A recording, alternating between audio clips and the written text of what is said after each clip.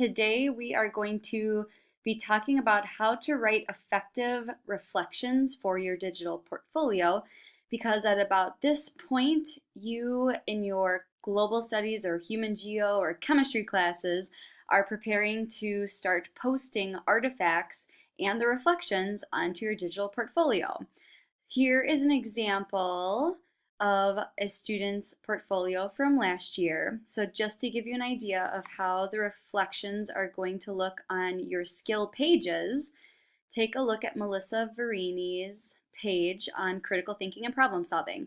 So over here, she's posted the artifact. Here is her very thorough written reflection.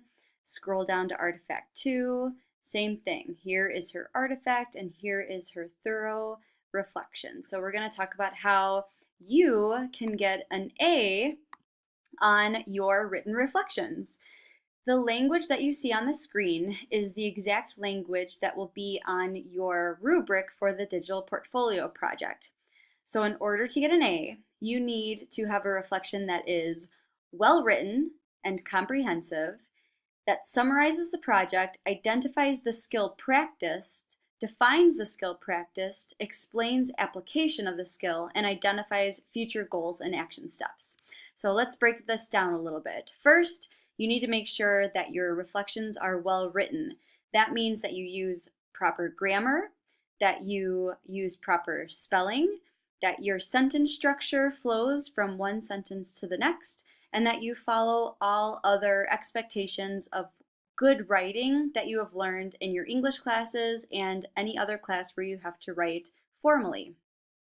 We also expect in your reflection that you summarize in a sentence or two the project that you have chosen to be your artifact. So just give us a little context so we have a better understanding as your audience what you had to do to complete this project. We want you to clearly identify the skill that you have attached this project to on your portfolio. So if you want to discuss how you used effective oral communication, please identify that skill in your reflection. We also want you to define the skill. This is a good reminder for you of what that specific skill means, and also an opportunity for you to really break down that skill into different parts. And that also kind of flows into the application of the skill. This is where you can break the skill into different pieces. So you can take effective oral communication, for example, and break it into eye contact, neutral stance, organization, inflection, and other skills that you have been working on to communicate effectively orally. And finally, we want you to identify some future goals related to that specific skill and some action steps on how you are going to make sure you achieve those goals. So what does this look like? Here is an example paragraph for you. I'm going to go ahead and read it out loud. For my first artifact showing my accessing and analyzing skills, I have a video of a skit that a group of my fellow students and I put together to show the story of Cinderella and Native American culture. Accessing and analyzing information means the ability to find reliable sources efficiently, to read that information, and to pull out the important points. This assignment demonstrates those skills because we had to access the information in the story by reading it together, and then analyze it by annotating it and deciding what lines we needed to say in our skit. This activity also uses our analyzing skills because we also had to fill out a chart stating the similarities and differences between the stories from all around the world. I typically perform well with this skill, but I can improve by trying to go to other sources beyond Google to get more information and get a larger understanding of a subject. I can achieve this by using the school's databases and asking Miss Doyle for assistance.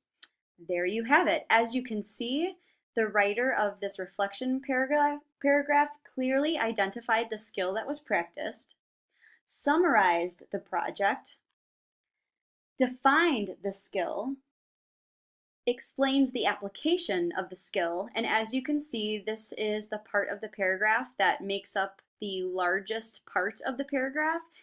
That, in addition to the goals, are perhaps the most important information that you're sharing in your reflection, because this is where you actually are doing the reflection, the reflecting in your writing. Okay? All of the parts. The only thing you don't see here is the yellow that shows that this is a well-written paragraph, which I assure you that it is because I edited it myself. In order to help you draft your reflections, we would like for you to consider using this template, at least in the beginning, at least for the first couple of reflections that you write, because this template will ensure that you have included all of the requirements of the reflection. However, we also encourage you, especially those of you who perhaps feel like you're more advanced writers, to not feel like you have to follow this template. This is a good starting point, but if you feel like you would like to organize the paragraph in your own way, and you also successfully incorporate all of these pieces, then that is okay with us.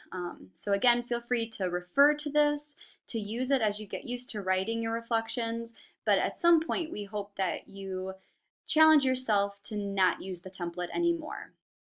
And that is all that I have for you today about getting an A on your reflections. Please always feel free to contact me, Miss Doyle, in the ILC if you would like some help or would like for me to proofread your reflections. Good luck as you work.